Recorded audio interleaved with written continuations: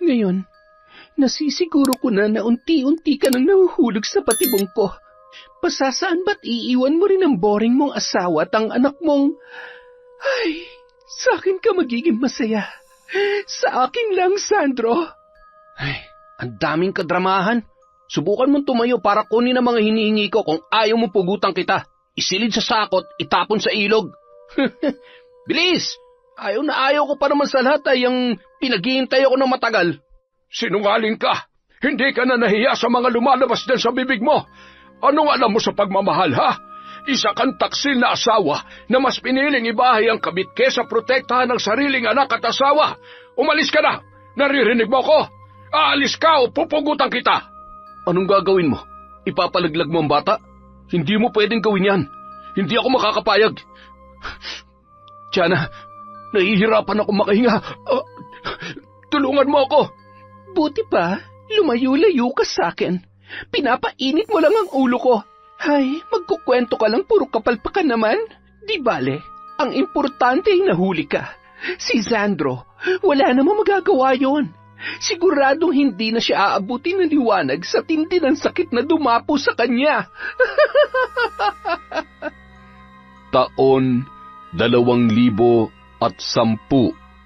Si Quijor, pasado 6:00 ng gabi, bitbit ni Lolo Berto ang kanyang mga pinamili sa palengke.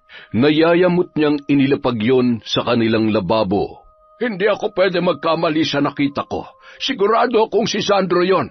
Pero sino yung babaeng angkas na sa motor? Imposible naman na si Adela yon. Yung suot ay mas maiksi pa sa pasensya ng asawa ko. At yung buhok naman ay kasing haba ng... Teka, nasaan pa si Linda? Abat, mukhang abala na naman sa pambabarang ang misis ko ah. Maigi pa istorbuhin ko. Mahal! Mahal! Hindi ka pa ba tapos dyan? Halika't may kukwento ako sa'yo. Nang mga oras na yun, paulit-ulit namang binibigkas ni Lola Linda ang mga kahindik-hindik na salita habang hawak ang kandila at pinapatakan ang isang damit at manika na nakalatag sa kanyang altar kung saan niya isinasagawa ang pambabarang. Matagal niya na yung ginagawa. Mula pa sa kanyang mga kanununuan ang kaalaman niya sa paggamit ng itim na kapangyarihan. Pili lamang ang tinatanggap niya kapag may lumalapit sa kanya na may kailangang barangin.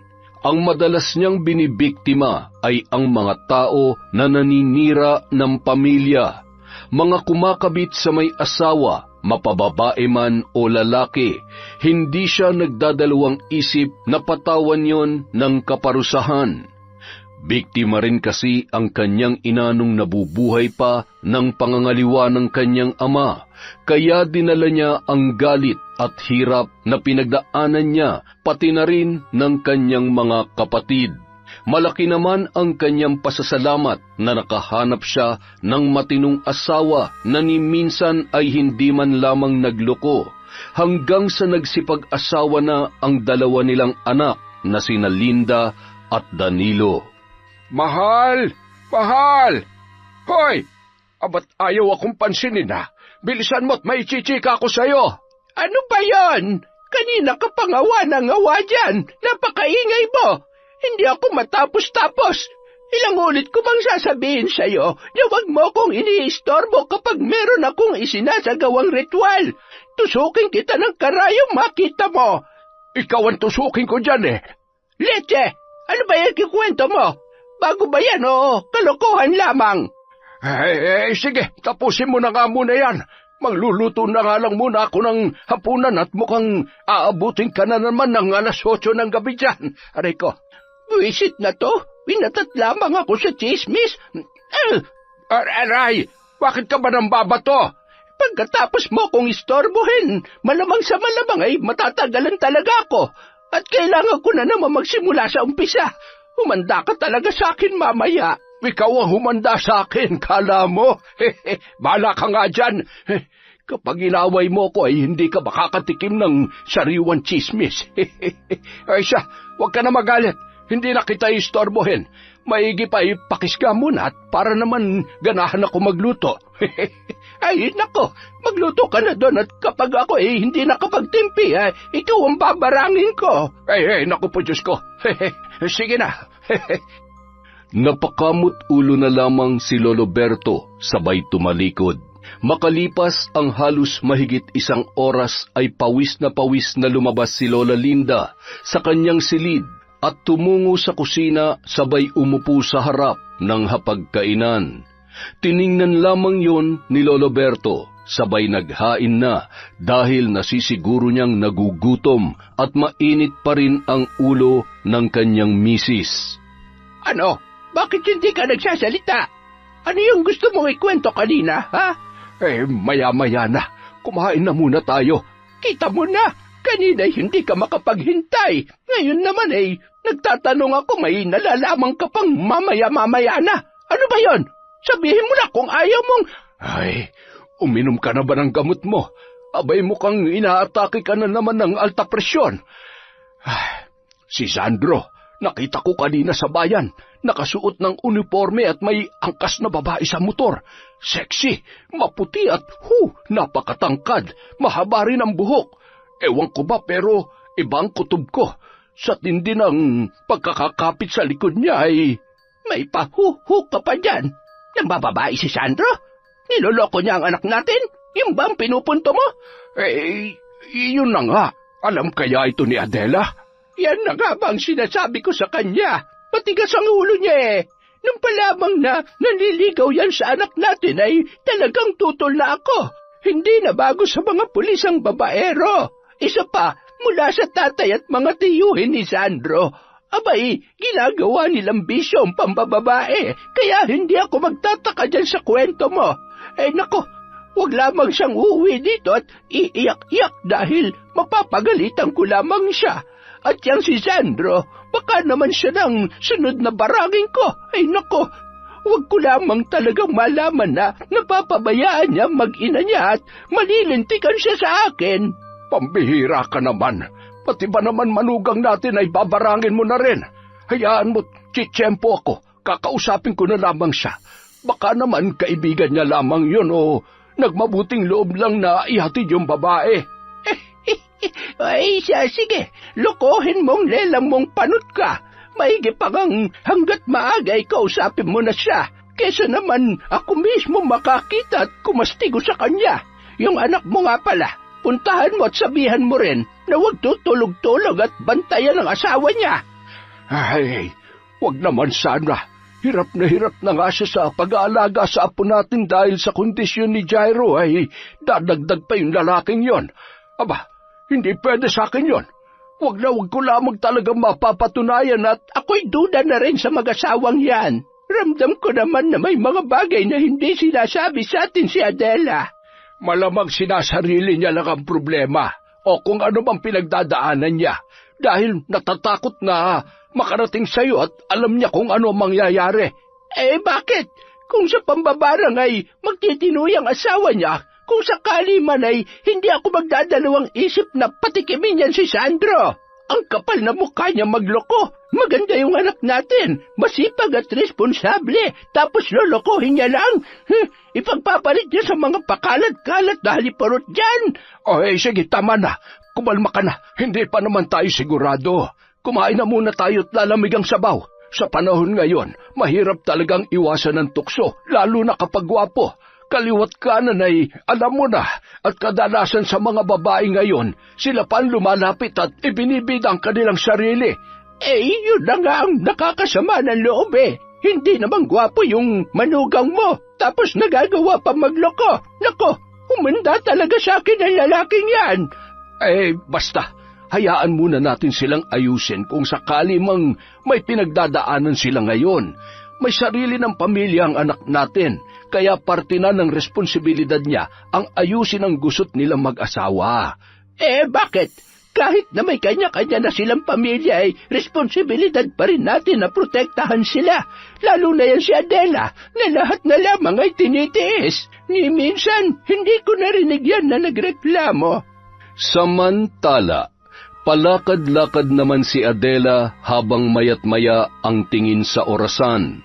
Nakatulog na rin ang kanilang anak na si Jairo sa paghihintay sa kanyang ama. Malamig na rin ang niluto niyang pagkain. Yun kasi ang 10 anibersaryo ng kanilang kasal, kaya naman nais niyang isurpresa ang kanyang asawa. Nagluto siya ng mga paborito nitong ulam. Gusto niyang isipin na madalas ginagabi ang kanyang asawa dahil sa trabaho lamang nito. Ngunit kapag naiisip niya kung paano unti-unting nanlalamig sa kanya si Sandro, hindi mawala na siya ay kutuban na ito ay nambababae. Agad naman siyang napalingon sa may bintana nang marinig ang tunog ng motor ng kanyang asawa. Agad niyang binuksan ang pinto at hinintay na lamang na pumasok si Sandro. "Oh, ma, bakit gising ka pa? Anong oras na? Dapat nagpahinga ka na. Alam mo naman na paiba-iba ang oras ng uwi ko, di ba?" Hinintay kita. Bakit parang sunod-sunod naman yata na palagi kang ginagabi ng uwi? Kung hindi ka nakikipag-inuman at halos ubusin mo na lahat ng oras mo sa trabaho, ni hindi ka man lamang naglalaan ng oras para sa amin ng anak mo. Adela naman, ano na namang kadramahan yan? Magreklamo ka kung hindi ako magtatrabaho at pinababayaan ko kayo. Hindi yan ang pinag-uusapan dito. Hindi dahil na ibibigay mo ang pinansyal na pangangailangan naming mag-ina, nagagampanan mo na ang pagiging asawa at ama mo sa amin. Akala mo ba hindi ko napapansin kung gaano kalayo ang loob mo sa amin? Ni hindi ka na namin nararamdaman. Hindi ko maintindihan kung anong mali, kung ano ang problema. Kasi hindi mo naman ako kinakausap. Hindi ka na namin maramdaman sa bahay na ito, Sandro. Ni hindi mo man lamang naaalala na anniversary natin ngayon. Sorry na. Huwag ka mag-alala, babawi ako sa inyo ng anak natin. Happy anniversary. Huwag ka na magalit. Ewan ko sa'yo. Alam mo ba na nakatulog na lamang si Jairo sa kahihintay sa'yo? Kahit hindi na sa'kin, kahit para sa anak mo na lang sana. Alam mo naman ang kondisyon niya. At hindi naman sapat na ako lang ang nagpaparamdam sa kanya ng labis na pagmamahal. Kailangan ka rin niya, Sandro. Sinusubukan ko naman. Hindi madali para sa akin na makita siya sa ganyang sitwasyon. Paano siya lalaki na normal? Anong klaseng buhay ang naghihintay sa kanya? Paano ko sasabihin sa mga katrabaho ko na ikinahihiya mo ang anak natin? Special siya. Wala siyang nakakahawang sakit para itrato siya ng ganyan. Ikaw ang tatay niya at dapat ikaw to nagbibigay ng lakas at suporta sa kanya. Pero anong ginagawa mo? Siya patong nanlilimos ng atensyon sa sarili niyang ama. Hindi mo ako naiintindihan. Pwede ba wag na muna natin pag-usapan to? Basta babawi na lang ako sa inyo. Mamasyal kayo. Bilhin mo kung anong laruan o gamit ang gusto niya. Ikaw din. Hindi ko lang talaga kayo pwedeng samahan dahil marami kaming inaasikasong kaso ngayon eh. Matulog na tayo. Pagod na ako. Hindi ka kakain? Kumain na ako kanina.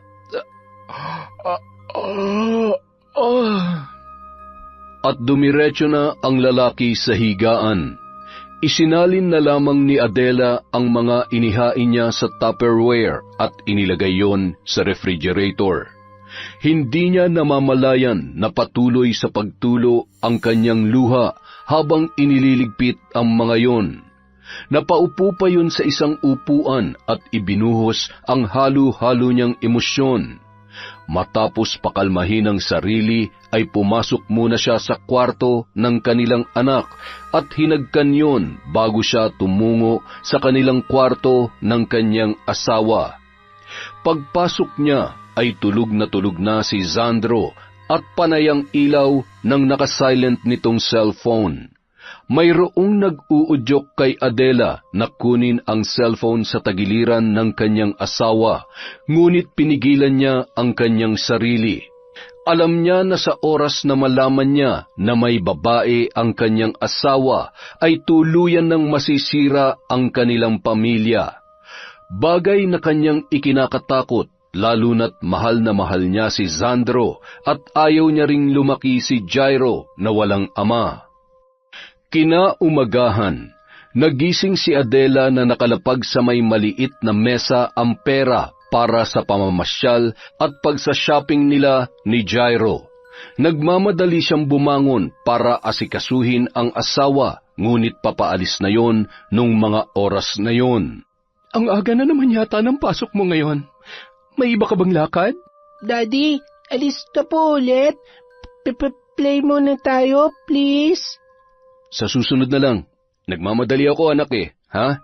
Mommy, I want to play with Daddy. I want to play. Patahimikin mo nga yung anak mo. Alis na ako. Marami akong kailangang asikasuhin. Sige, mag-iingat ka. Anak, stop crying na.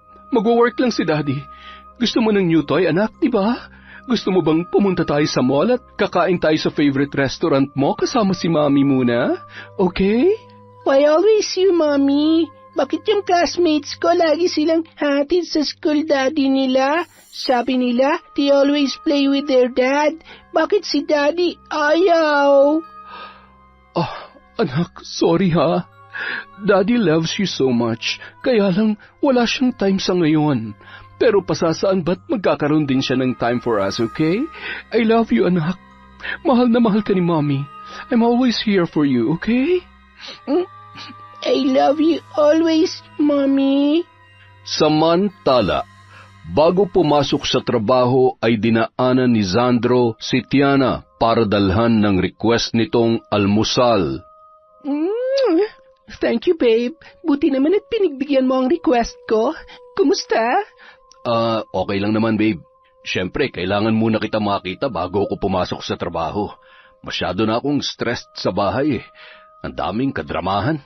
Ikaw na lang ang dahilan kung bakit gumaganang pakiramdam ko. Bakit ba naman kasi nagtsatsaga ka pa sa mag-ina mo? Pwede namang tayong bumuo ng masayang pamilya. Kaya kitang bigyan ng normal na anak. Yung may pagmamalaki mo sa lahat. Ay, kung pwede nga lang sana Kaya lang, malabong mangyari yan, babe. Pwede ako matanggal sa serbisyo. Oo na, naiintindihan ko na. O siya, aalis na ako. Mag-almusal ka na, ha? Dadaan ako dito mamaya. I love you. Bye, babe. Ingat ka, ha? Pasasan ba't masasolo din kita, Sandro? Nakangisi pa yon na kumaway sa lalaki na noon ay papaalis na sakay ng kanyang motor. Buong maghapon namang nag-iisip si Sandro sa dagay ng kanyang pamilya at nakakaramdam siya ng konsensya. Ngunit may parte sa isip niya na hindi niya matanggap ang kondisyon ni Jairo at mas palagay na ang loob niya kay Tiana dahil napupunuan nito ang pangangailangan niya bilang isang lalaki. Kailangan kong masiguro na hindi siya makakahalata sa pakikipagrelasyon ko sa iba.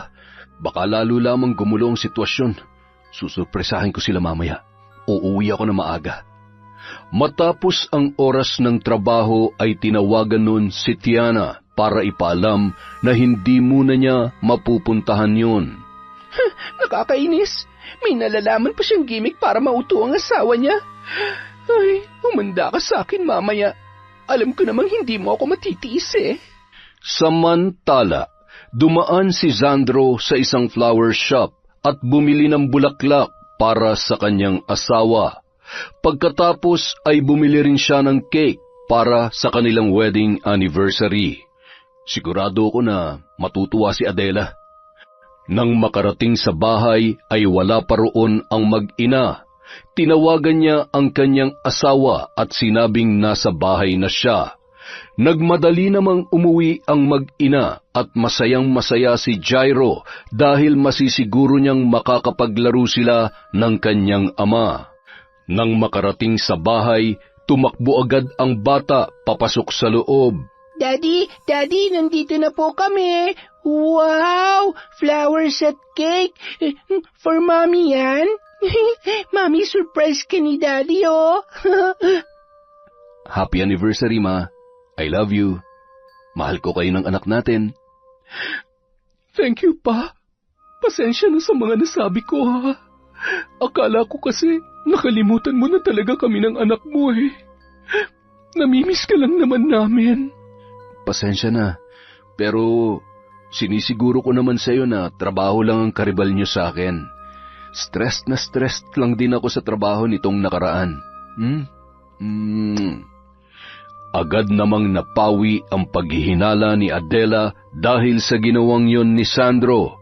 Masayang masaya pa siya na pinagmamasdan ang mag-ama niya sa paglalaro at naghaharutan pa ang mga yon. Kung pwede lang pigilan ang oras kapag magkakasama tayo at ganito kasaya, ginawa ko na. Pagsapit ng 10:00 ng gabi, habang nakahiga ang mag-asawa at mahigpit na magkayakap. Namiss kita pa. Mabuti naman at nabigyan mo rin ako ng oras. Akala ko kasi talagang may iba ka ng... Parang kanina pa may tawag ng tawag sa cellphone mo. Sagutin mo kaya, baka mamaya emergency yan. Ay, sandali lang. Sasagutin ko na nga lang muna at... Ay, storbong to. Okay lang yan. Sabi mo nga parte ng trabaho, kaya bawal magreklamo. Matapos damputin ang cellphone ay lumabas na yon sa kanilang kwarto. Dahilan para makaramdam na naman ng selos at kakaibang kutob si Adela. Bakit naman kailangan niya pang lumabas para sagutin lang ang tawag na yon? Ay, Adela, ano ka ba? Huwag ka na nga mag-isip ng kung ano-ano. Napapraning ka na naman eh. Ay. Samantala, habang nasa sala, kausap naman ni Sandro sa cellphone si Tiana. Ano ka ba naman? Bakit ba ngayon mo pa talaga naisipang tumawag? Di ba sabi ko naman sa'yo? Bakit ka ba nagagalit sa akin? Hindi naman sana ako tatawag, kaya lang... Sobrang sama ng pakiramdam ko eh. Ang sakit ng tiyan ko at nanghihina ako. Kanina pa kasi ako suka ng suka. Ano? Sandali. Ano ba kasing kinain mo? Wala ka bang ibang pwedeng tawagan o mahihinga ng tulong dyan? Wala. Puntahan mo naman ako ngayon, oh, please. Hindi ko na kasi talaga kaya. Sige na, pupuntahan na kita agad dyan. Ay, ano bang sasabihin ko kay Adela? Bahala na nga. Nang pumasok sa kwarto ay agad na nagbihis ng uniforme si Sandro. Oh, bakit? May emergency sa trabaho? Oo, may biglaang operasyon, kailangan daw ng backup. Pasensya na ma, babawi na lang ulit ako sa susunod. O siya, sige. Mag-iingat ka ha. Mahal na mahal ka namin ng anak mo. Mahal ko rin kayo, ma. Hinatid pa ni Adela ang kanyang asawa sa labas at pinagbuksan ng gate. Mabilis namang pinaarangkada ni Sandro ang kanyang motor. Matapos ang 30 minuto ay nakarating na yon sa apartment ni Tiana. Agad yung kumatok at dali-dali namang pinagbuksan ng babae. Napalunuklaway na lamang si Sandro nang makita ang manipis na kasuotan ni Tiana. Kitang-kita ang hubog ng katawan nito na sinabayan pa ng mapang-akit na tingin at ngiti. Pambihira. Akala ko naman kung napaano ka na, ikaw talaga. Na-surprise ka ba? Bagay ba sa akin ang suot ko? Hindi mo ba naalala? Ikaw ang bumili nito. Bagay na bagay. Kaya humanda ka sa akin ngayon. Wag! Ano pa? Nakikiliti ako. Makalipas ang 1 buwan, tuluyan ng nagdalang tao si Tiana. Halos mabaliw na rin si Sandro dahil lalo lamang siyang napapamahal sa kanyang kabit. Kaya naman, ginamit yun ng babae para mapasunod si Sandro sa gusto niyang mangyari. Hindi ako makakapayag na pabayaan mo kami ng anak mo. Kung ayaw mo ipalaglag ko to, alagaan mo kami. Gumawa ka ng paraan. Wala akong pakialam kung paano, basta ang gusto ko, dito ka uuwi sa akin hanggang sa makapanganak ako. Ay, oo na. Huwag ka na magalit. Na-stress ka lang eh. Ako nang bahalang dumiskarte. Huwag ka mag-alala. Hinding-hindi ko kayo pababayaan ng anak natin. Mahal na mahal ko kayo. Oh, I love you too, babe. Thank you. Ngayon, nasisiguro ko na unti-unti ka nang nahuhulog sa patibong ko. Pasasan ba't iiwanan mo rin ang boring mong asawa at ang anak mong... Ay, sa akin ka magiging masaya. Sa akin lang, Sandro. Bandang 2:00 na ng umaga nakauwi si Sandro sa kanilang bahay. Nadatnan niya ang kanyang asawa na tulog sa kanilang sofa. Magising, nandito na ako. Bakit naman dito ka natulog sa sofa? Hinihintay kasi kita eh. Madaling araw na. Kumain ka na ba? Oo naman, kumain na ako sa labas. Pasensya na, abala na naman kami sa trabaho eh. Siya nga pala, may sasabihin ako ma.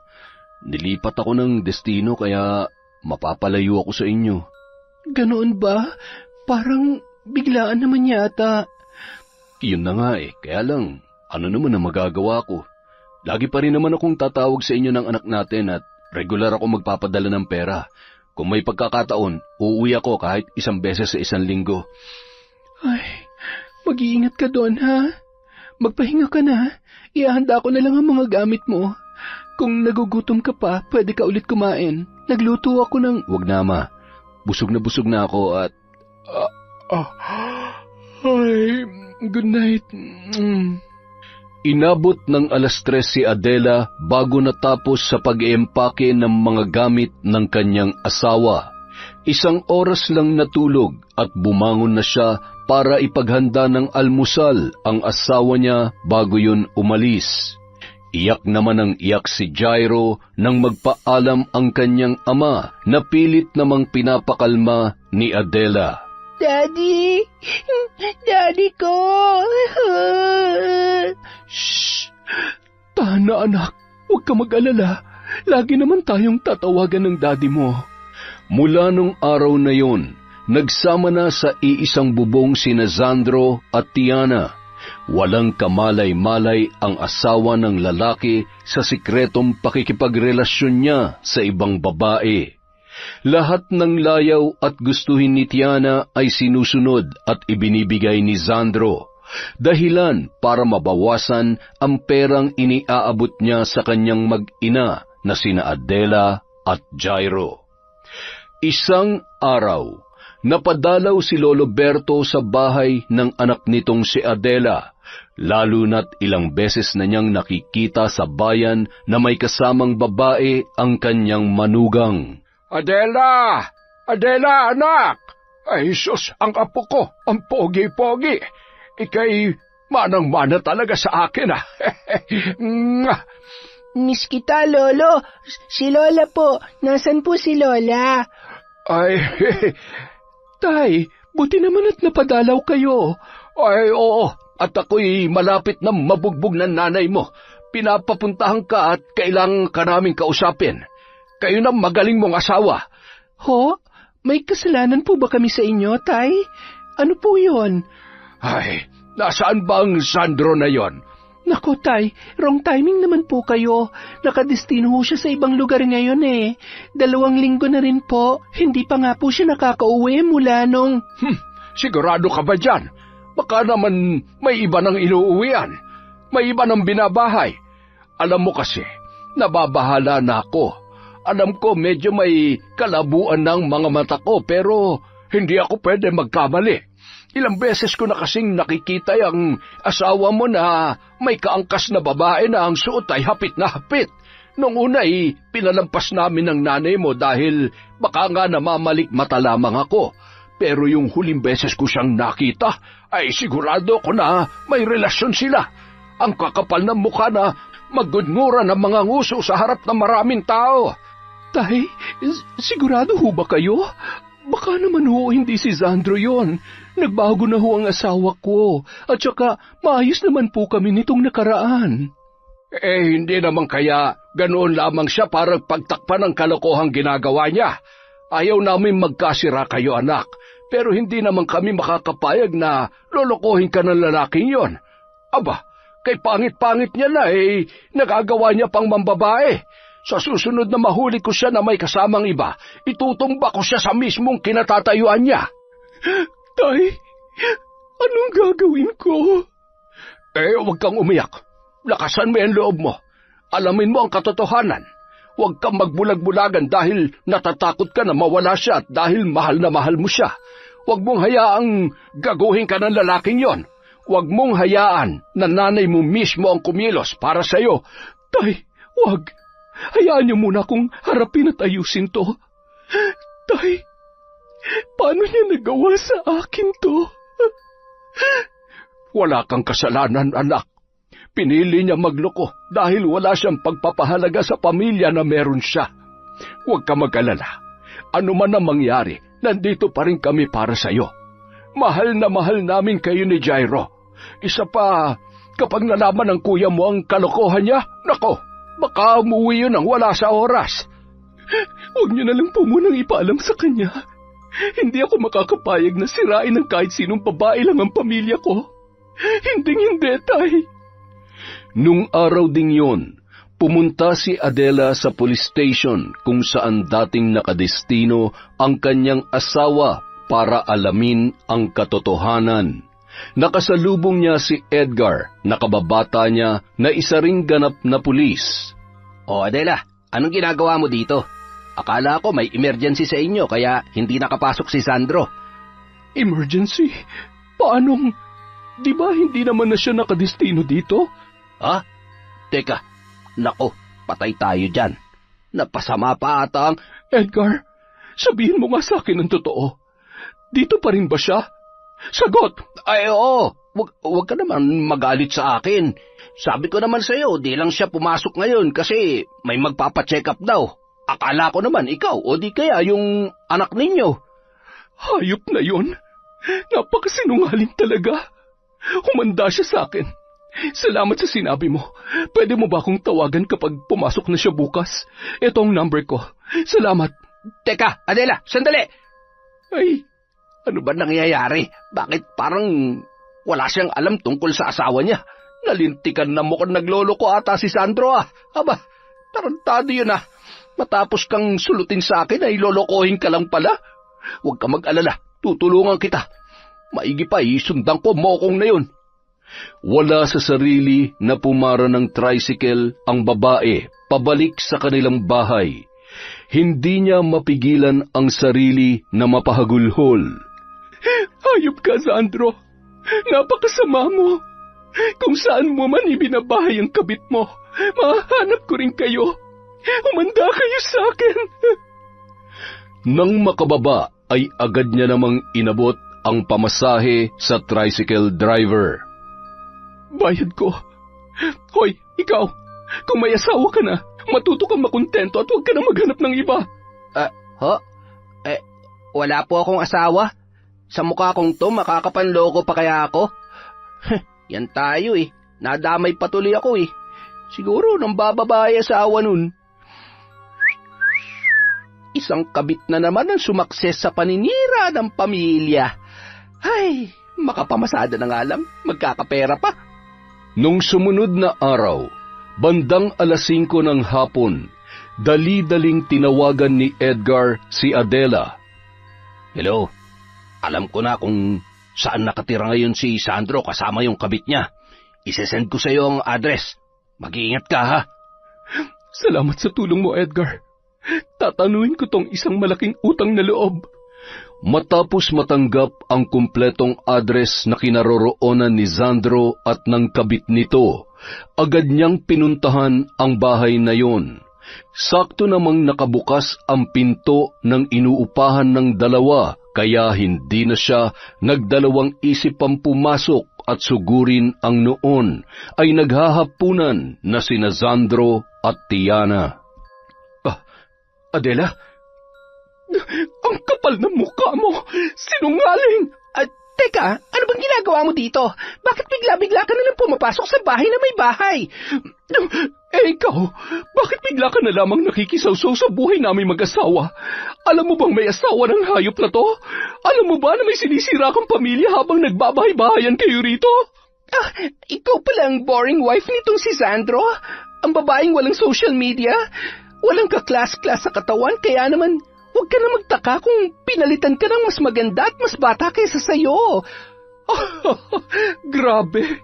Anong alam mo sa pagiging klase? Ha? Hindi ka na nahiya? Ikaw tong basura at nakakadiri dahil malandi ka! Kabet! Papatayin kita! Aray! Tumigil ka na! Tama na! Tumigil na kayo! Adela, pag-usapan natin to na maayos. Nakikiusap ako sa'yo. Pag-usapan? Para ano? Anong kasinungalingan na naman ang sasabihin mo, ha? Wala na tayong dapat pag-usapan. Dahil malinaw na sa akin na niloloko mo ko. Hindi ka na naawa sa anak mo. Paano mo nagawa sa amin to? Hindi pa ba obvious? Hindi niya na kayo mahal. Alam mo kung bakit? Tiana, please, wag. Bakit mo ako pinipigilan eh? Alam niya naman na ang totoo. Makinig ka. Buntis ako. Magkakaanak na kami. Isang normal na anak na kaya niyang ipagmalaki. Hindi katulad ng anak niyong... Wala kang karapatan na kutsain ang anak ko. Subukan mo lang. At sisiguruhin ko na tumigil na kayo sabi. Adela, tara na. Umuwi na tayo. Alis ka? Iiwan mo ako?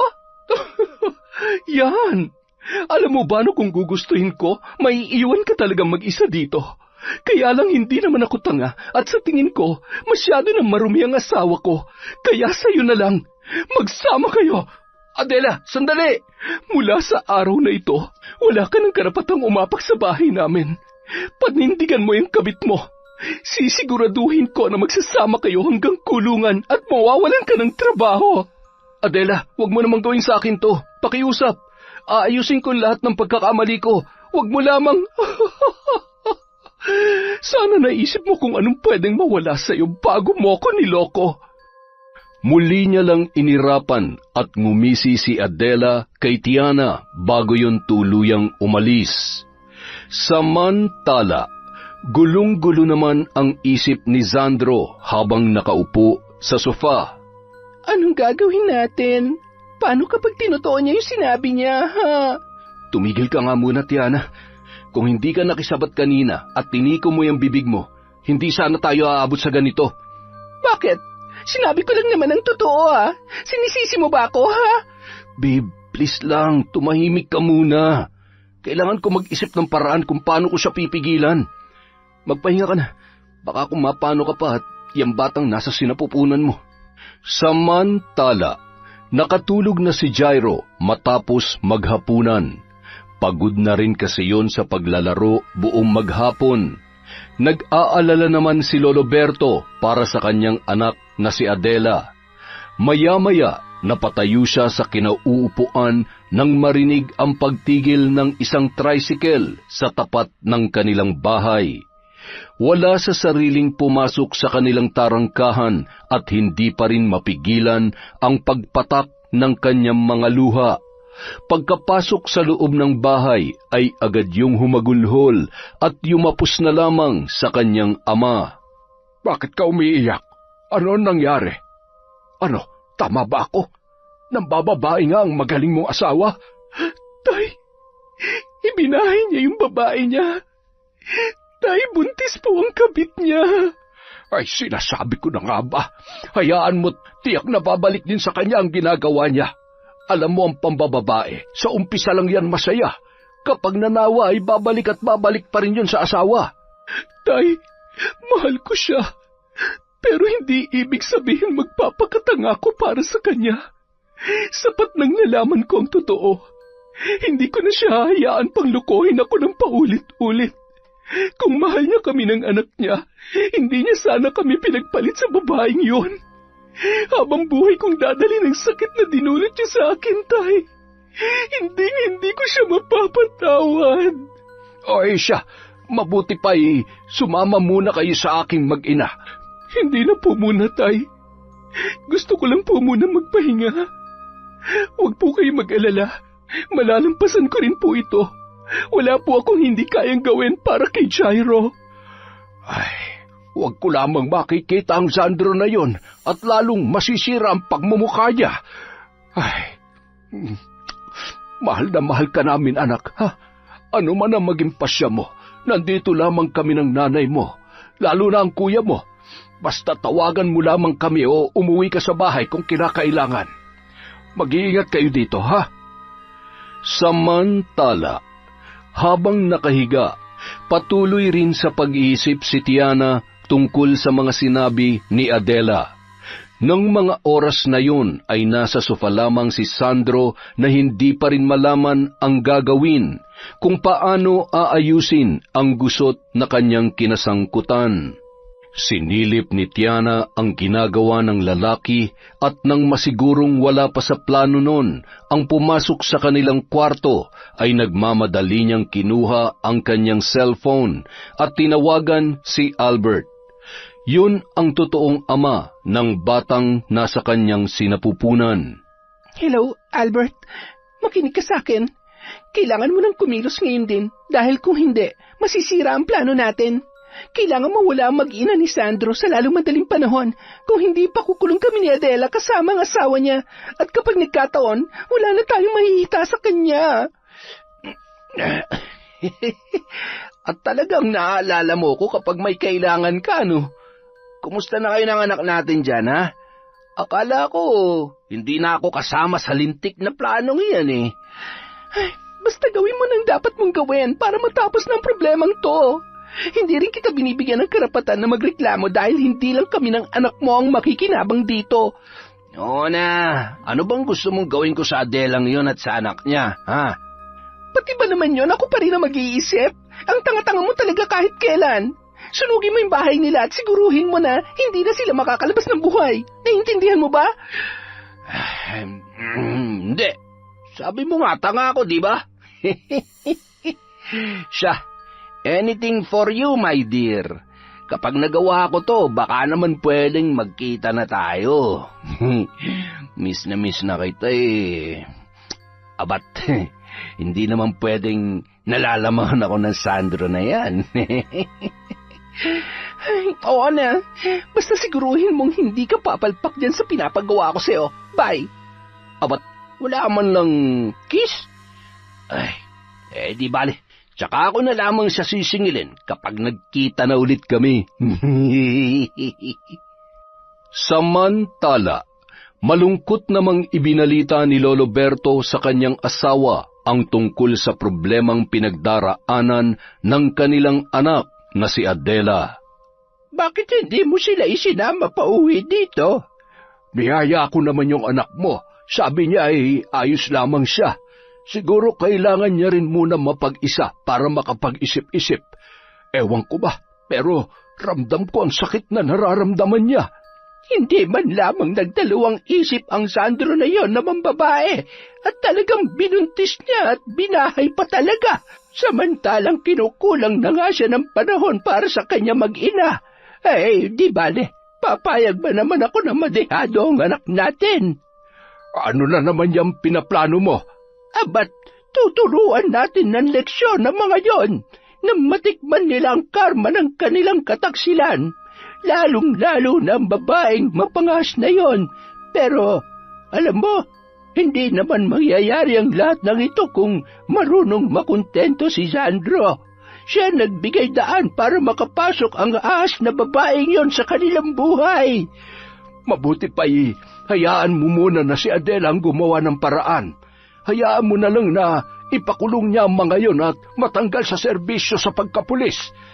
Ay, sana magawa ng anak natin yung pinaplano mo at huwag magpadala sa awa sa manluloko niyang asawa na mukhang kabisado na ang pagsisinungaling at ginawa ng libangan ng pambababae.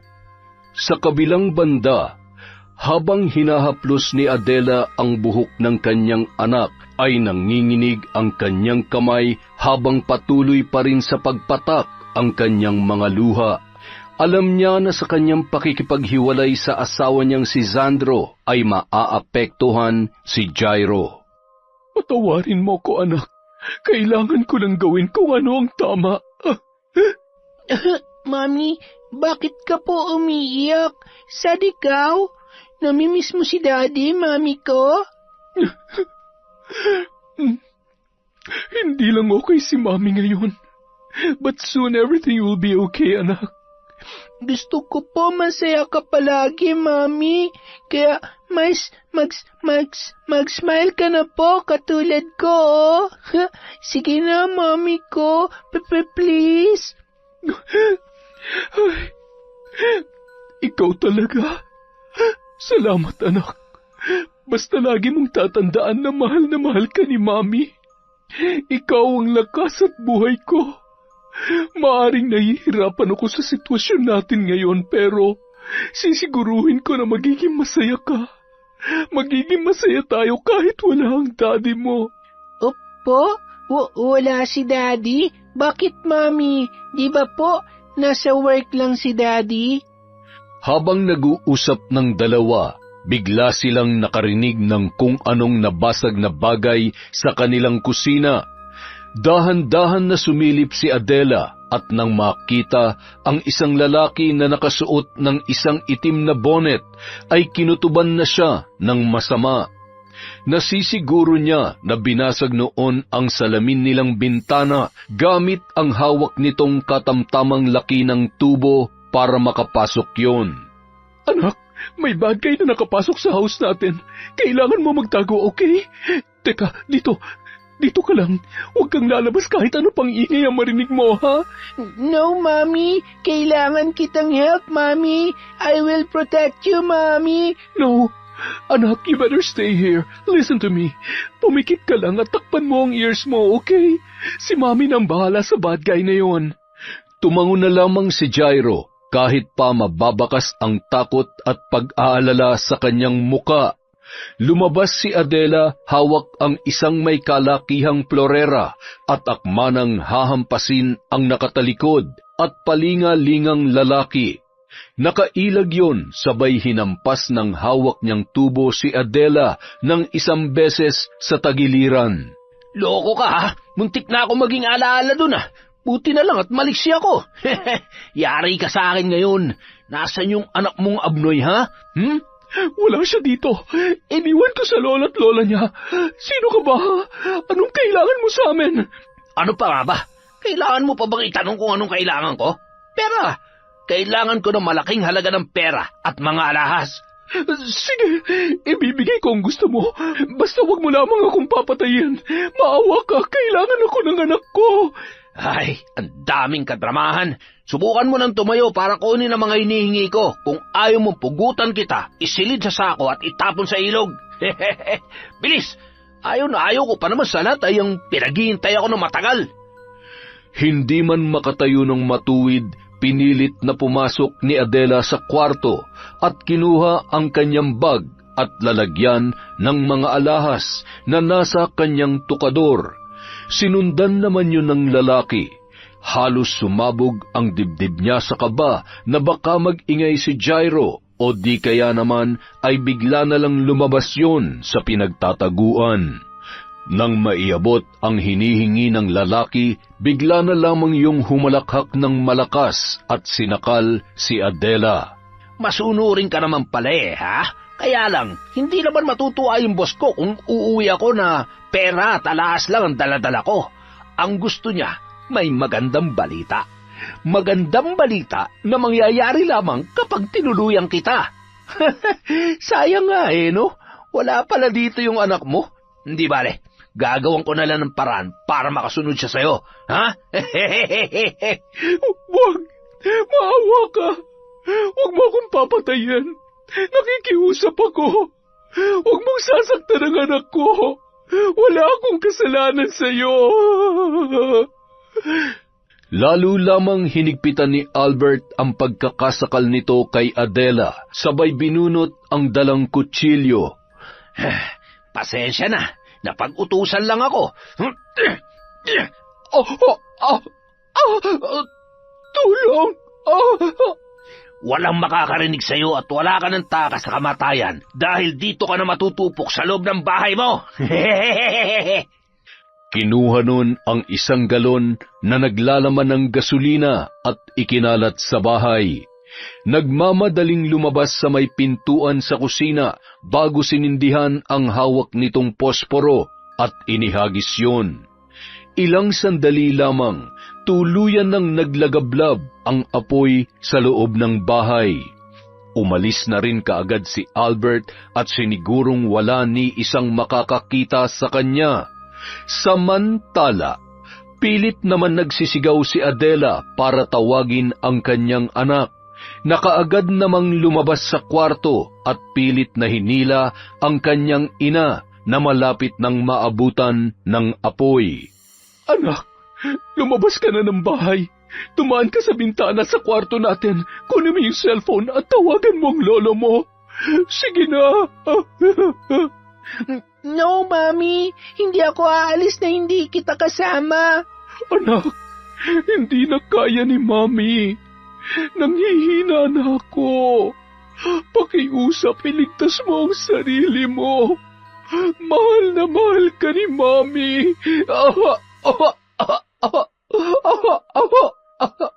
Mami! Mami ko! Makalipas ang 1 buwan, kalat na ang tungkol sa kalunos-lunos na trahedyang sinapit ng mag-ina. Kasunod noon ay ang pagkawala sa serbisyo sa pagkapulis ni Sandro. Galit namang sumugod ang lalaki sa bahay ng mga magulang ni Adela. Anong karapatan nyo na ipagkait sa akin na maraming taon kong pinaghirapan sa trabaho at posisyon? Mga wala kayong konsensya. Lumabas kayo dyan. Harapin nyo ako at huwag kayo magtago dyan sa loob ng bahay nyo. Berto, mahal, mabuti pa ilabasin mo na ang hinayupak na yan. Abat mukhang hindi yata titigil sa kakakahol. Talaga namang kapag pinutulang ko yan ay hindi na siya aabuti ng umaga. Heto na. Sandali lamang at hinahasa ko pa itong itak. Mukhang gusto kong mamugot ng ulo Ay, dalawin mo na lamang ako sa kulungan, mahal ko. Abat, talaga bang magpapakulong ka dahil sa walang kwentang lalaki na yan? Ay, ayos lang yon. Basta ang mahalaga ay may paghiganti ko man lamang si Adela at ang apo natin. Maya-maya lamang, buong tapang na nilabas ni Lolo Berto ang noon ay bahagyang nakainom na si Sandro. Anong sinisigaw-sigaw mo dyan, ha? Ang kapal ng mukha mo! Dapat nun ka pa nawalan ng trabaho at hindi ka rin dapat na pamarisan ng mga katrabaho mo dahil isa kang pabayang asawa. Manloloko! Pinabayaan mo mag-ina mo at nasisiguro ko na may kinalaman ka sa nangyari sa kanila. Umalis ka na, kung hindi ay talagang tutudasin kita. Huwag na huwag mo akong dadramahan dyan at walang epekto sa akin dyan. Nakakapagod magsisigaw Ano, ikaw pa ang biktima matapos ang lahat ng kagaguhang pinagagawa mo kay Adela? Ilang ulit ko bang sasabihin sa inyo na wala akong kinalaman sa pagkamatay nila? Mahal ko si Adela at si Jairo. Mahal ko mag-ina ko. Sinungaling ka. Hindi ka na nahiya sa mga lumalabas dyan sa bibig mo. Anong alam mo sa pagmamahal, ha? Isa kang taksil na mas piniling ibahay ang kabit kaysa protektahan ang sariling anak at asawa. Umalis ka na. Naririnig mo ako? Aalis ka o pupugutan kita. Nang magsilabasan na ang mga kapitbahay nila Lolo Berto na nakikiusisa sa nangyayari, ay bigla namang nakaramdam ng hiya si Sandro.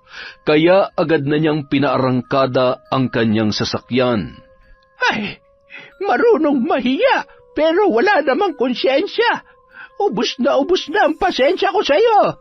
Panahon na para maningil sa kasalanan mong hayop ka. Walang kapatawaran ang ginawa mo sa anak ko. Hindi nararapat na pagdaanan ni Adela ang ganong sitwasyon, lalong-lalo na ng mahal kong apo. Ikaw na may responsibilidad na protektahan siya. Ang siya pang nagpabaya at nagdulot ng kapahamakan sa buhay nila. Bago sumapit ang 6:00 ng gabi, dinala ni Lola Linda sa isang silid ang kanyang mga kailangan upang isagawa ang ritual ng pambabarang. Maraming beses niya na rin pinag-isipan at palalampasin na lang sana yon, ngunit sa pagkakataong yon ay buong-buo na ang kanyang loob. Mahal, sigurado ka ba talaga dyan? Oo naman. Dapat nga noong ko pa ginawa, hindi ba? Kita mo naman kung gaano kakapal ang mukha ng Sandro na yon. Tingnan natin kung anong gagawin niya sa oras na wala na siyang ibang mapuntahan. Gusto ko lamang mapagtanto niya kung anong klaseng asawa ang sinayang niya. Akala niya siguro ay mamahalin siya ng kabit niya kapag wala nang mahihita sa kanya. Sige, mahal, igihan mo. At gusto kong pagbalik niya ay para na siyang mabait na tupa. Sigurado yan. Hawak ni Lola Linda ang dalawang larawan.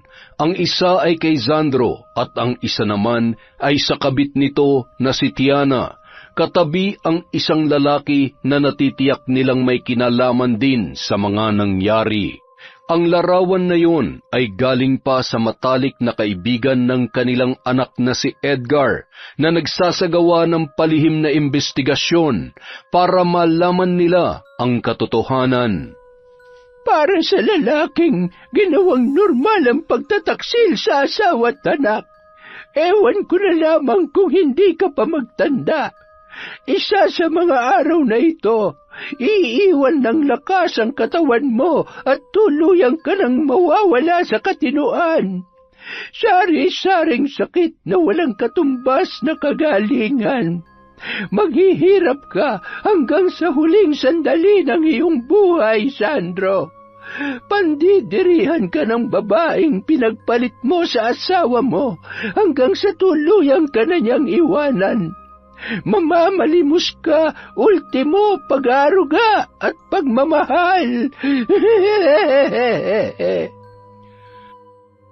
Makalipas ang 3 araw, nagising si Sandro bandang 11:00 ng gabi. Kararating pa lamang noon ni Tiana. Saan ka ba nang galing? Alam mo ba kung anong oras na? Tsaka saan galing ang mga dala mong pagkain? Kumain ka na lang kung nagugutom ka.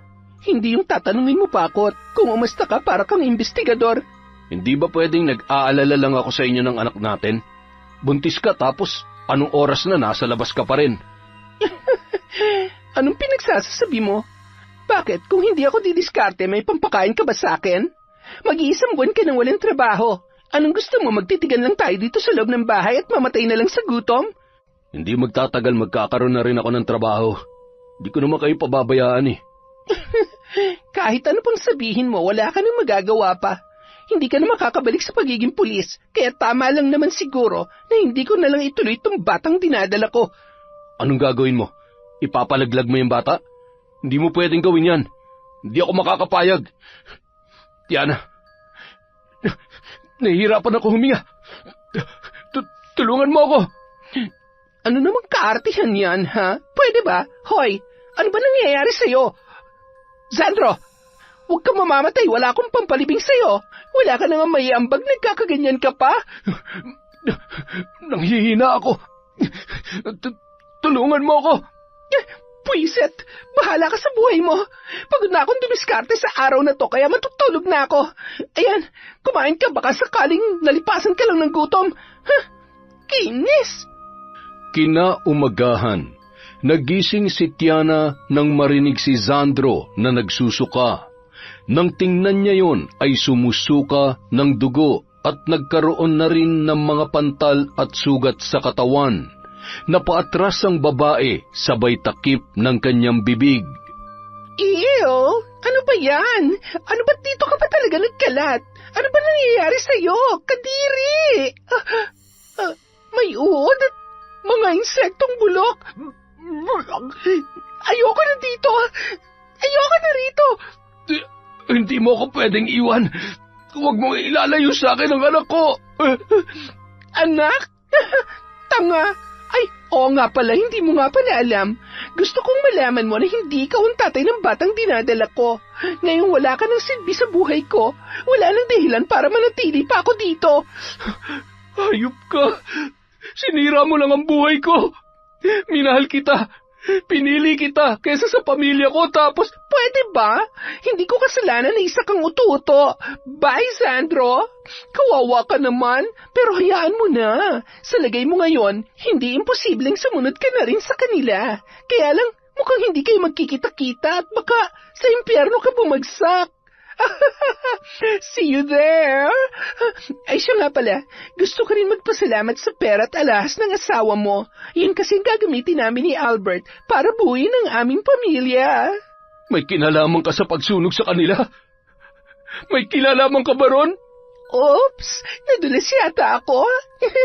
Pero sige na nga, Sabihin na nating oo. May magagawa ka ba?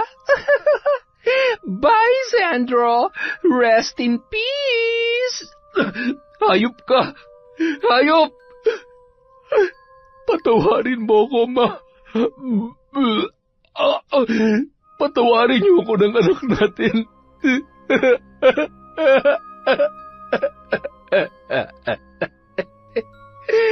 Hindi ko sinasadya. Patawarin niyo ako.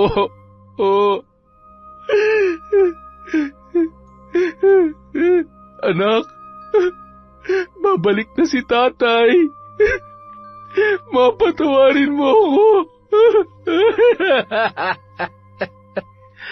Ay, mukhang natuluyan na nga. Nabubulok na nga, nasiraan pa ng bait. Ay, asan na ba si Albert? Ang tagal naman. Kahit kailan talaga, palpak din to eh. Nagkikigil na ako, ha? Maya-maya, dumating na rin si Albert at isinama siya sa apartment na tinitirhan nito. Mabuti naman at tuluyan mo nang iniwan ng lalaking yun. Akala ko ipagpapalit mo na ako dun sa mokong na yun. Wala naman na tayong mahihita sa kanya. Alam mo ba, hindi ko alam kung ano nangyayari kay Sandro. Kung nakita mo lang siya, nakakadiri. At hindi niya na magawang makatayo sa kinauupuan niya. Baka naman binarang na yun ng kamag-anak ng asawa niya. Baka nga. Hay, wala akong pakialam. Walang pakialam ka dyan. Paano kung ikaw naman ang isunod nun? Kung wala kang magandang sasabihin, itiko mo na lang yung bibig mo. Hindi yung tatakutin mo pa ako. Siya nga pala. May balita ka ba sa anak ni Sandro? Ulyanin ka na ba?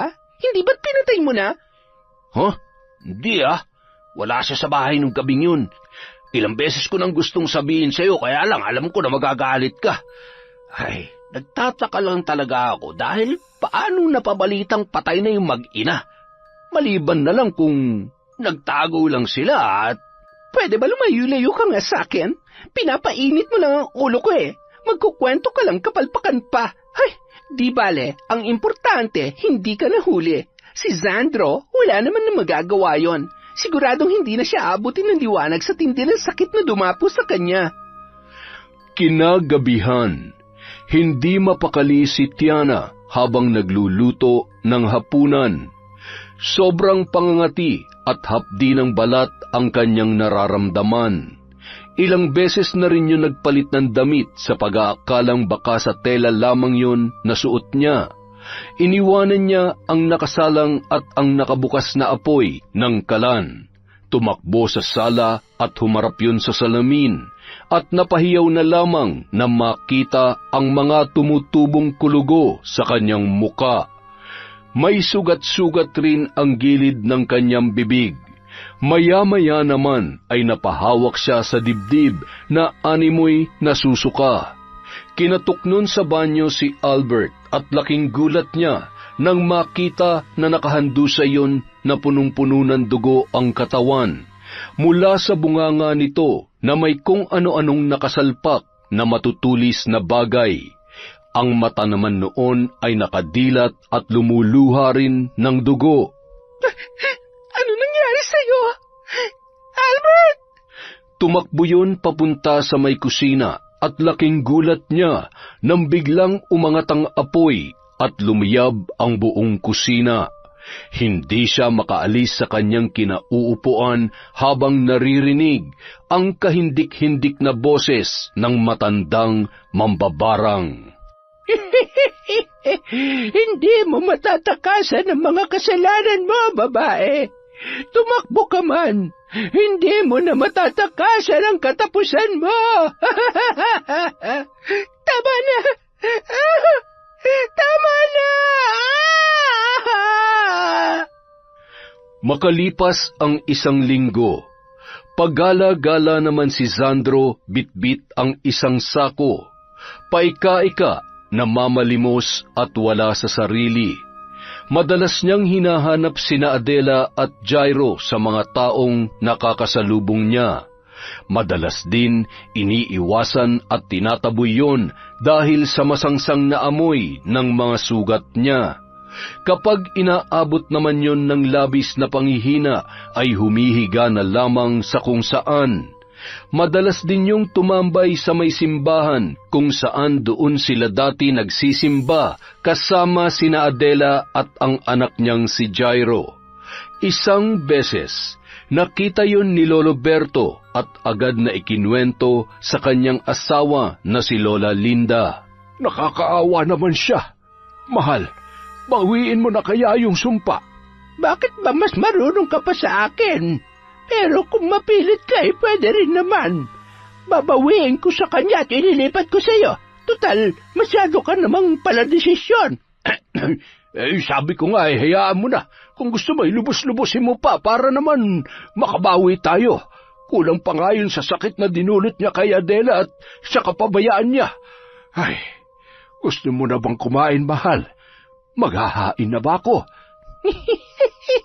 Yan! Sige, maghain ka na lamang para naman hindi tayo nag-aaway. Samahan mo ng konting bilis, mahal, at nang may good night kiss ka sa akin mamaya. Eto na, mabuti naman. Sana naman ay maayos ng kalagayan ni Adela at ng apo ko. Sana sa muling pagbalik nila dito ay makalimot na sila sa malungkot na kanilang pinagdaanan. Hindi bali nang ako ang magdusa sa pagdating ng panahon kung sisingilin man ako ng pagkakataon dahil sa paggamit ko ng itim na kapangyarihan. Ang mahalaga ay nakagawa ko ng paraan para mawala ang mga taong magpapahamak sa kanila. Makalipas ang 1 taon, isang umaga habang nagkakape ang mag-asawang sina Lola Linda at Lolo Berto, nagulat sila nang matanawan ang noon ay paparating na sasakyan. Nagkatinginan sila at sabay na napatayo nang matanawan si Adela at si Jairo na bumaba roon pagkatapos pagbuksan ni Edgar. Abat, totoo nga ang chismis na nasagap ko. Mukhang sa wakas ay hindi na bulag ang anak natin. Parunong nang pumili ng gwapo at tamang tao. Aba, matagal ko nang hiniling yan. Ito naman kasi si Edgar ay masyadong mapagpaubaya.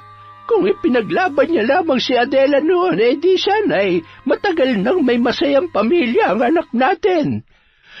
Masayang-masaya na tumakbo si Jairo papunta sa kanyang lolo at lola at mahigpit na yumakap yun. Miss ko na po kayo, lolo, lola. Big boy na po ako. Magaling na po si mami at ang ganda-ganda po ng mami ko. Lolo, lola, si daddy. Bakit wala po siya dito? Sa work pa rin po siya? Nagkatinginan na lamang ang dalawang matanda at napabuntong hininga dahil sa tanong ng kanilang apo. Anak, mabuti pa ilagay mo na itong gamit mo sa kwarto at magpalit ka na ng damit. Okay, mami. Bihis muna po ako, lolo. Play po tayo, ha? Ay nako, patay. Mukhang mapapalaban na naman ang tuhod ko nito. Kumikirot pa naman. Huwag ka na magreklamo. Matagal kayong walang banding ng apo mo. Kagabi lamang ay umiiyak-iyak ka at miss mo na siya, hindi ba? Ay, ikaw anak, kumusta ka? Mukhang masayang-masaya ang puso mo ngayon, ha? Lalo ka na, Edgar. Nanay naman, wala ho kaming relasyon. Magkaibigan lang po talaga kami. Abat, ganyan na pala mag-effort ang kaibigan ngayon. Hindi pa rin po kasi pwede. Alam niyo namang buhay na buhay pa ang hayop kong asawa. Kung sa bagay, ang alam niya nga pala ay patay na kami ng anak niya. Ay, basta sa ngayon, wala na pong mas importante pa sa akin, kundi ang masigurong maayos ang kalagayan at masaya ang anak ko. Tama ka naman dyan, pero hindi habang buhay ay itatali mo na lamang ang sarili mo sa nakaraan. Kalimutan mo na ang hayop na lalaking yon. Siguradong kung nasaan man siya ngayon, kinakarma na siya. Hindi ba, mahal? Ay, oo. Tama ka dyan. Nako, kayo talaga? Baka mamaya kung anong ginawa niyo sa kanya. Nay? Wag na nga natin siyang pag-usapan. Maigi pa ito si Edgar. Iho, kumusta ka na? Huwag mong susukuan tong anak ko, ha? Sa tingin ko nagpapakipot lamang yan. Oo, ngayon pa po ba ako susuko? Mahirap na ho. Baka sa maling tao na naman siya mapadpad at sisihin ko pa ang sarili ko. Ay, isa ka pa dyan. Tumigil ka nga. Araw ng linggo, maagang pumunta ng simbahan si Adela kasama ang kanyang anak. Habang naglalakad sila pagkababa ng tricycle, ay palingon-lingon si Jairo. Mami, pupunta po ba si Daddy dito? Anak, may sasabihin sana si Mami. Ang totoo, hindi na siya... Hindi na siya babalik kasi may iba na siyang pamilya. Pinagpalit niya na po tayo. Totoo yung sabi ni Lolo at Lola sa akin? Ha? Ay, si nanay at si tatay talaga, oo. Anak, Jairo, huwag ka nang umiyak. Ganoon talaga. Hindi natin mapipilit si daddy mo na bumalik sa atin, pero sigurado, miss ka na niya at gusto ka niyang makita. Habang naglalakad ang dalawa, ay biglang may humarang sa kanila. Sa haba ng buhok at balbas ay hindi na halos makilala yon ni Adela. Pengen pera po. Pagkain lang. Uy, kamukha mo asawa ko ah. Pogi mo bata. Pogi rin anak ko. Sandro? Diyos ko po, anong nangyari sa'yo? Kilala mo siya, Mami? Nakakatakot siya at ang baho. Tara na, Mami. Takot ako sa kanya. Ayoko sa kanya. Dirty, dirty. Inabutan na lamang siya ni Adela ng pera. Pagkakuha noon ay bigla siyang tumakbo papalayo na animo ay bata. Anong nangyari? Bakit siya nabaliw? Malaki ang kasalanan mo sa akin pero hindi ko akalaing aabot ka sa ganito. Hindi ko alam kung anong dapat kong maramdaman. Pagkatapos ng misa ay agad nang lumabas ang mag-ina. Hinanap ni Adela si Sandro sa labas ng simbahan, ngunit hindi niya na yon makita. Nang makauwi sila sa bahay, agad niyang kinausap ang kanyang nanay Linda. Nay, nakita ko si Sandro kanina. Nay, may alam mo ba kayo sa nangyari sa kanya? Umiiyak ka? Iniiyakan mo ang hayop na lalaking yun? Nay, hindi naman sa ganon. Kaya lang, ano na lamang ang mararamdaman ng anak ko kapag nalaman niyang yung tatay niya ay baliw na at dahil yun sa... Marami pang mga nangyari na hindi mo alam mula nang umalis ka dito. Pabalik-balik, naghahamon at siya pang may ganang magalit. Maraming beses din akong nagpasensya pero sobra na anak. Hindi mo ba naaalala na muntik ka nang mamatay dahil sa kanya? Siya ang punot dulo ng lahat ng ito. Napatunayan man natin na yung kabit niya ang may pakana ng lahat. Hindi mangyayari yon kung hindi siya nagtaksil sa iyo. Walang kapatawaran ang ginawa nila sa inyo. Sinadya nila ang lahat, hindi lamang aksidente ang mga nangyari. Yung oras na nagsinungaling na siya para lamang sa babae na yon ay isa ng malaking kasalanan. Napayakap na lamang si Adela sa kanyang ina habang inaalala ang lahat ng mga nangyari. Kinaumagahan, isang balita naman ang inihatid ni Lolo Berto mula sa sentro. Wala na si Sandro. Patay na siya. Nasagasaan daw kagabi. Mas mabuti na rin yon kesa habang buhay siya maghihirap dahil sa sumpa ko sa kanya.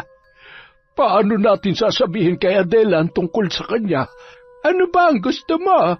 Ang anak pa natin na magpalibing sa kanya? Aba, may mga kamag-anak naman siya. Siguro naman kahit sa huling pagkakataon ay pagmamalasakitan nila ang lalaking yon. Teka, nasaan ba si Adela? Umalis sila. Sinundo ni Edgar at may importante raw na lakad. Anak ng neneng, hindi kaya asikasuhin nilang... Ang ano? Tapusin mo yung sinasabi mo. Ay, wala yun, mahal. Ang totoo ay... Nakalimutan ko yung sasabihin ko. Ano na nga ba yun? Magluluto na nga lamang muna ako. Sasabihin ko na lamang kapag naalala ko na, ha? Ay, ba't talagang manang-mana nga sa'yo si Adela? Ay, pagbigyan ko na nga lamang. Sana naman ay ito na ang huling beses na magpapakatanga siya. Magkita na lamang tayo sa impyerno, Sandro. Kung darating ang araw na makakasalubong kita, lumiko ka na. At kahit sa pangalawang buhay ay tatabaan ka talaga sa akin. Samantala, Hindi si daddy ko yan. Ayoko, Mami. Hindi yan si daddy ko. Buhay pa siya. Anak, sorry. Sorry, pero wala na talaga ang daddy mo. Pinabayaan natin siya, Mami. Kaya siya nagkasakit. Hindi natin siya inalagaan. tumakbo ang bata sa kanyang tito Edgar at doon yumapos habang humahagulhol. Balang araw, sana maunawaan mo na hindi ko ginustong umabot sa ganito. Hindi ko lang alam sa ngayon kung paano mo maiintindihan ang lahat, anak. Kung alam mo lang na siyang sumira sa pamilya natin. Ngunit kahit sa huling pagkakataon, ayaw kong magmukha siyang masama para sa iyo, Jairo. Alam ko na mahal mo siya. Pagkatapos ng cremation, kinuha ng panganay na kapatid ang abo nito at si Shola na rin ang humingi ng tawad sa mga pagkakamali ng kanyang kuya. Samantala, hindi naman umiimik si Jairo nang nasa sasakyan yon hanggang sa makauwi sa kanilang bahay. Ramdam ni Adela na nagtatampo pa rin sa kanya ang kanyang anak. Gumawa naman ng paraan si Edgar para malibang at makausap ng masinsinan si Jairo at maibsan ang sakit na kanyang nararamdaman. Huwag ka mag-alala. Bigyan mo lang siya ng sapat na panahon. Salamat, Edgar. Salamat at palagi kang nandyan para sa amin ng anak ko.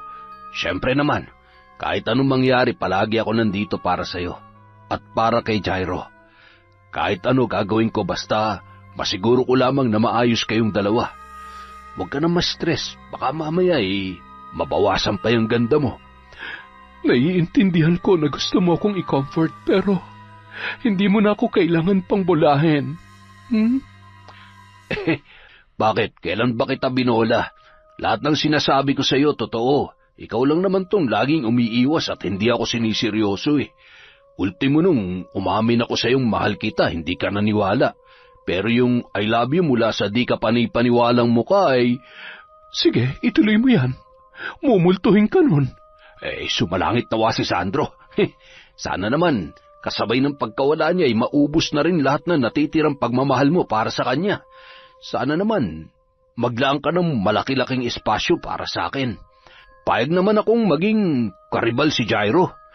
Ay, huwag kang magmadali. Kung tayo. Malay mo next year o hindi kaya next life. Next life? Wag naman. Sobra naman yun. Pero hindi bali maghintay ako na matagal basta wag ka lang maliligaw ulit. Oo na. Oo na! Nay? Tay? Kanina pa po ba kayo dyan? Bakit naman kayo nakikinig sa usapan namin? Ay, kayo talaga. Makalipas ang 2 taon. Anak, may sasabihin sana sa iyo si Mami. Okay lang ba sa iyo na ako at si Tito Edgar mo ay... Ikakasal na kayo, Mami? Ha? Sino nagsabi sa iyo niyan? Si Tito Edgar po. Nagpaalam siya sa akin and I said yes. Gusto ko kasi siya maging daddy kasi love niya ako at love ka niya, Mami. Di ba, Mami, love mo rin siya? Oh, talaga naman oo. Alam mo bang matagal kong pinaghandaan ang araw na to tapos yun pala alam mo na? Alam mo minsan, nakakapagtampo ng closeness nyo ng Edgar na yon. No, Mami. Hindi na Tito ang tawag ko sa kanya. He said I can call him Papa. Papa Edgar. Okay na po. I love you, anak. I love you too, Mami ko. I want you to be happy po. Ayaw ko na kayo mag-cry-cry. Kasi, naglulungkot din ako eh. Sorry, Mami. Sorry kasi iba ako sa kanila at nahirapan ka always kahit di mo sinasabi po. No, anak ko. Wala kang dapat ipag-sorry. Mahal na mahal kita at ikaw ang life ni Mami. Hindi ako mapapagod na alagaan ka at samahan ka hanggang dulo, anak. Basta hanggang kaya ni Mami. Payakap nga sa baby boy ko. Nang maikasal ang dalawa ay nagsama na sila sa iisang bubong bilang mag-asawa. Naranasan ni Adela ang masayang pamilya, naging mabuting asawa sa kanya si Edgar at nagpakaama yun sa kanyang pinakamamahal na anak na si Jairo. Biniyayaan rin sila ng isang anak na babae na labis namang ikinatuwa ni Jairo, pati na rin ang dalawang matanda na matagal na ring inaasam na magkaroon ng apong babae. Isang araw, Mahal, tignan mo mukha nitong apo natin. Alam mo, ganyan-ganyan ang mukha ko nung maliit pa ako eh. Parang hindi naman, mahal. Kasi kapag tinitingnan ko ang mata't ilong niya, para lamang akong nananalamin. Tingnan mo, matangos yan. Yang sa'yo ay medyo nakadapa at... Kahit nakadapa ang ilong ko, ang importante ay nakakamoy ako. Kahit hindi matangos, malakas ang pangamoy niyan. Ayan, kahit di ka magsalita, naaamoy ko pa rin yung bunganga mo. 1 linggo na naman kasing hindi nababasa yung sipilyo mo. Paano nawawala nga? Wala dun sa pinaglagyan ko. Alin ba doon? Anong kulay? Yung kulay pula dun sa may banyo. Ipinatong ko sa... Ay, iyo pala yun. Yung ba yung ginagamit mo, hindi yung bago kong binili sa'yo. Abayo, paborito ko yun eh. Ay, lintik ka. Pinangkukuskus ko yun sa kuko at inidoro. Kaya pala parang iba yung amoy. Ano ba naman Ay, nananadya ka naman yata eh. Ay, hindi totoo yan. Kung alam mo lamang kung gaano kita kamahal. Siya, ngayong alam mo na huwag mo na lamang ulit gamitin. Samantala, habang nag-uusap ang dalawa ay nagmamasid lamang ang mag-asawang sina Adela at Edgar. Nakakatuwa si nanay at tatay, no? Kahit may mga oras na hindi sila magkasundo ay mahal na mahal at araw-araw pa rin nilang pinipili ang isa't isa. Ay, maswerte sila sa isa't isa. Parang ako, maswerte ako sa iyo at maswerte ka rin naman sa akin. Ay, araw-araw na ipagpapasalamat ko sa Diyos na binigyan niya ako ng lakas ng loob para hindi ka sukuan. Mahal kita, Adela. Kaya hindi ako natakot na sumugal ng paulit-ulit. Kahit mahirap, kahit minsan masakit dahil pakiramdam ko, kahit anong gawin ko, hindi mo naman talaga ako gusto. Buti na lang talaga, nagbago pa ang isip mo. Ano ka ba? Huwag mong pagdudahan ng sarili mo dahil lang hindi naging madali ang panliligaw mo sa akin.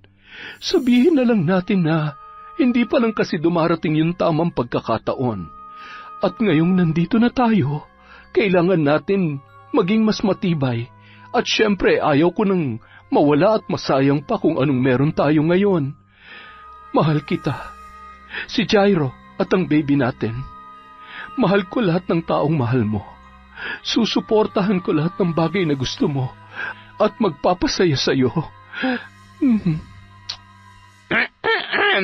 Isang buwan pa lamang tong apo ko. Huwag niyo munang susundan, ha? Sa susunod na taon naman. Maya-maya, Lumabas naman sa kwarto si Jairo, dala ang kanyang ipinintang larawan. Mami, natapos ko na i-drawing ikaw at si baby. Wow! Alam mo anak, napakaganda nito. May talent ka talaga sa pagpipinta. Napakahusay talaga ng panganay natin. Marami ka pa magagawa, anak. Matalino ka sa maraming bagay. Proud na proud kami sa'yo. Thank you po, mami ko. Salamat po, Papa Edgar. Kapag malaki na si baby, tuturuan ko siya. Tapos, happy family tayo always, ha? Yon! Happy family para sa lahat. Sana po, happy-happy lang tayo, walang negative, wag tayo masyado mag-isip ng problema at kung ano-ano pa. At dahil dyan, sige, mag-shoutout ulit tayo. Simulan natin kay Lourdes Grace Garde.